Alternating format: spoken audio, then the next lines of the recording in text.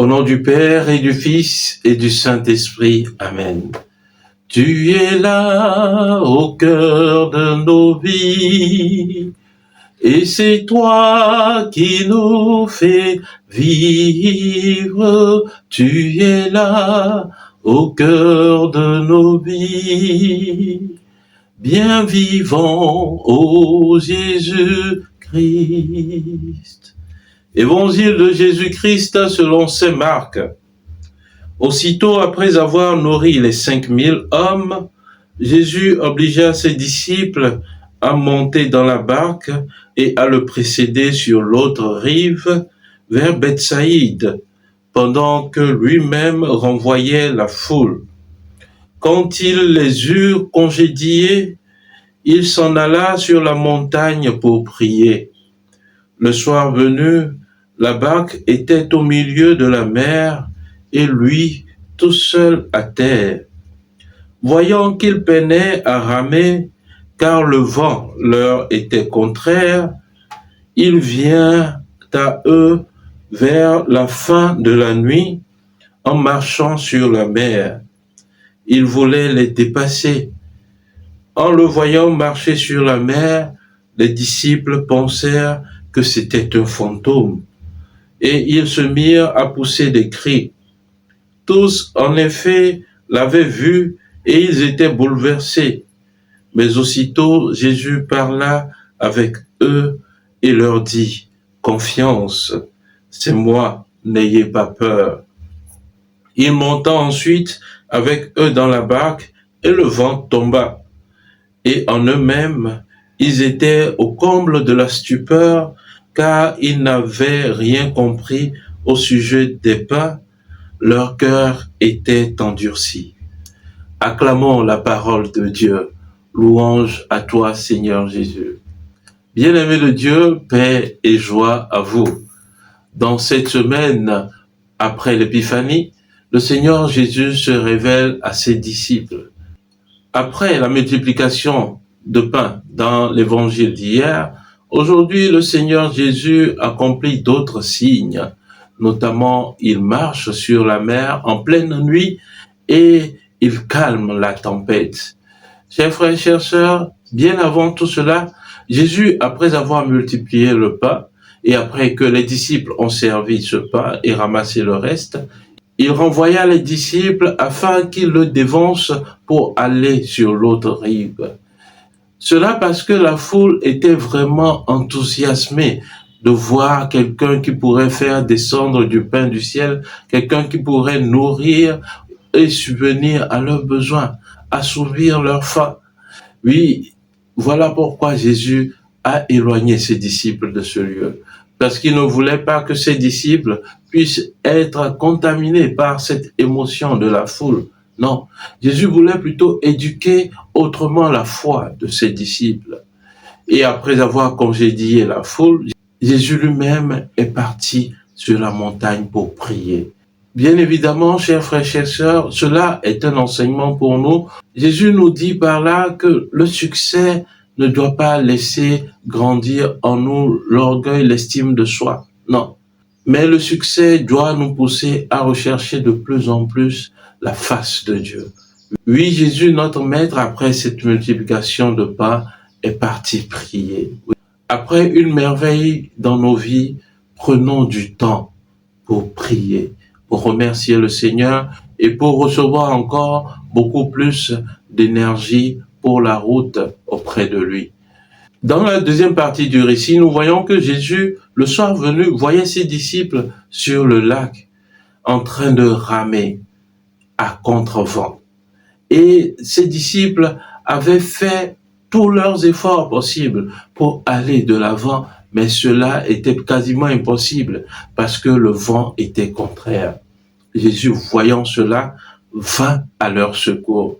Oui, bien-aimés de Dieu, cela est aussi le cas pour bien d'entre nous, où nous pensons avoir tout donné comme effort physique pour pouvoir surmonter les tempêtes de nos vies. Nous pensons avoir tout donné, peut-être émotionnellement aussi, pour pouvoir surmonter les difficultés de nos vies. Jésus nous voit. Jésus est là sur l'autre rive il voit combien nous nous évertuons à aller de l'avant malgré les vents contraires. Et ce même Jésus qui a multiplié le pain, et c'est lui qui nous a envoyés en mission. C'est lui qui nous demande, tout comme ses disciples, de le dévancer. Et c'est lui qui vient au secours de ses disciples. Alors, dans les tempêtes que nous traversons, laissons Jésus simplement venir à nous et poursuivre son œuvre en nous. De ce fait, Jésus vient vers ses disciples en marchant sur la mer. Et l'Évangile nous dit qu'il semblait même les dépasser. Exprès, il semblait les dépasser. Cela nous montre aussi un peu ce qui s'est passé sur le chemin d'Emmaüs. Ces deux disciples qui marchaient, Jésus a semblé les dépasser. Puis alors, Jésus s'est assis dans la barque et dès ce moment, le vent s'est calmé. Chers frères, chères sœurs, parfois dans nos vies, lorsque nous ne voyons pas la main de Dieu, ce n'est pas qu'il est absent, non. Mais c'est qu'il veut vraiment nous amener à une maturité de foi. Puis Jésus, lorsqu'il s'assied dans la barque, immédiatement la tempête se calme. Ah oui, bien-aimés de Dieu, au milieu des tempêtes de nos vies, laissons Jésus s'asseoir dans nos barques. Lorsque nous sommes bouleversés par la tempête, laissons Jésus venir à nous. Au milieu de la tempête, la seule parole que Jésus a eu à dire à ses disciples, c'est « N'ayez pas peur, confiance, c'est moi ».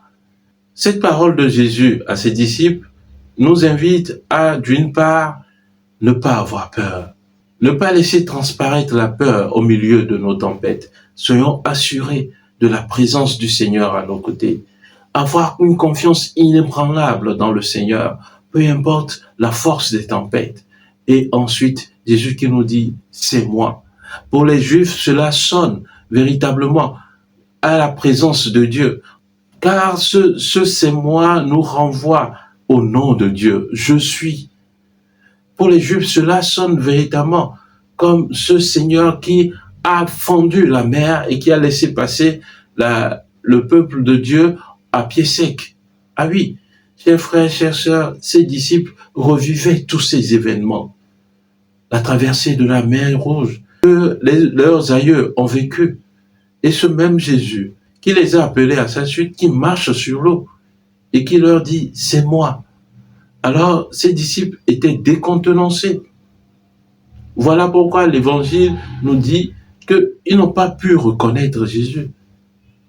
Mais Jésus était là dans la barque et l'objectif était atteint. La tempête s'est apaisée. Bien-aimés de Dieu, chers frères, chères sœurs, oui, il nous arrivera forcément de ne pas comprendre le cours des choses. Mais une seule chose est nécessaire, ayons confiance en Dieu et laissons-le agir. Nous ne savons pas comment il agirait, mais l'essentiel, c'est qu'il agira forcément dans notre vie lorsque nous n'avons pas peur et lorsque nous lui faisons confiance. Alors, chers frères, chères sœurs, boostons notre être de confiance et éloignons la peur de nos vies. Que le Seigneur vienne à notre secours au milieu de nos tempêtes et qu'il nous assure la paix de notre cœur. Amen. Prions le Seigneur. Seigneur Dieu, au milieu de nos tempêtes, tu es là. Au milieu de nos vies, tu es là. Seigneur, nous venons à toi en ce jour pour te remercier pour ta présence à nos côtés chaque jour de nos vies. Toi qui es l'Emmanuel, Dieu avec nous, nous te prions humblement tout au long de cette journée de manifester ta présence à nos côtés, dans les différents combats auxquels nous aurons à faire face, dans les tempêtes, les vents violents qui auront à nous faire face. Seigneur, nous te faisons confiance. Et vois combien nous ramons parfois à contre-courant. Vois combien nous nous évertuons à ramer de toutes nos forces pour aller de l'avant. Mais les vents sont toujours contraires. Seigneur, sois avec nous. Nous t'invitons dans notre barque aujourd'hui. Viens et prends le contrôle de nos vies. Merci Seigneur. À toi la gloire pour les siècles des siècles. Amen.